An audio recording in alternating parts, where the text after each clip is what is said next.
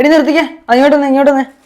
നിനക്ക് എത്ര വട്ടം പറഞ്ഞിട്ടുണ്ട് ഈ രാത്രി നട്ട്സ് ഒന്നും കഴിക്കരുതെന്ന്? അലർജിയുള്ള ഫുഡൊന്നും രാത്രി കഴിക്കാനേ പാടില്ല എന്ന് ഡോക്ടർ പറഞ്ഞ നീ മറന്നുപോയാ? എടാ, ഡോക്ടർ അതിന് അങ്ങനെയൊന്നും അല്ലല്ലോ പറഞ്ഞത്.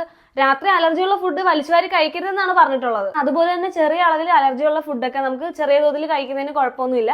പക്ഷെ വലിയ രീതിയിൽ അലർജിയുള്ള ഫുഡാണ് ഈ ട്രീറ്റ്മെന്റ് പീരീഡിൽ ഒഴിവാക്കി നിർത്തേണ്ടത്. ഓ, ചെറിയ അലർജി, വലിയ അലർജി, മൊത്തം അലർജി, മുഴുവൻ ഇപ്പൊ കൺഫ്യൂഷൻ ആയല്ലോ. എടാ, ഇത്ര കൺഫ്യൂഷന്റെ കാര്യമൊന്നുമില്ല. ഡോക്ടർ പറഞ്ഞിരിക്കുന്നത് ഞാൻ വീഡിയോ എടുത്ത് വെച്ചിട്ടുണ്ട്, നീ അത് പോയി കണ്ടിട്ട് വാ. ഇപ്പോൾ രശ്മിയുടെ റിപ്പോർട്ട് നോക്കിയെന്നാൽ ചിലതിന് 3 മില്ലിമീറ്റർ 4 മില്ലിമീറ്റർ നമ്മൾ 0.1 മില്ലിമീറ്റർ സൈസിൽ വരെ കൃത്യമായിട്ട് മെഷർ ചെയ്ത് കൊടുക്കും. ചില ആൾക്കാർക്ക് ചില ഫുഡിനോട് അത് 15 mm 18 mm എന്നൊക്കെ പറഞ്ഞ് നല്ല വലുപ്പത്തിൽ തന്നെ അതിൻ്റെ എറിത്തിമ നമുക്ക് കാണാൻ പറ്റും.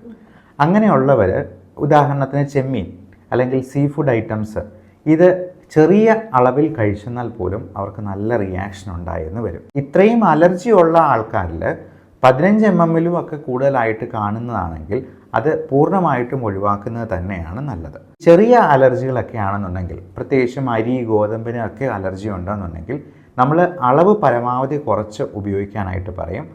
പിന്നെ രാത്രിയിൽ ഒരു 6 മണിക്ക് ശേഷം ഇങ്ങനെയുള്ള ഭക്ഷണങ്ങൾ ഉൾപ്പെടുത്താതിരിക്കുന്നതാണ് നല്ലതെന്ന് പറയും. കാരണം രാത്രിയിൽ നമ്മൾ ഉറങ്ങുന്ന സമയത്ത് അലർജിക് റിയാക്ഷൻ ഉണ്ടായെന്നാലും BP താന്നു പോയെന്നാലും അനാഫ്ലാക്റ്റിക് റിയാക്ഷൻ ഉണ്ടായെന്നാലും നമുക്ക് അറിയാൻ പറ്റാതെ വന്നേക്കാം.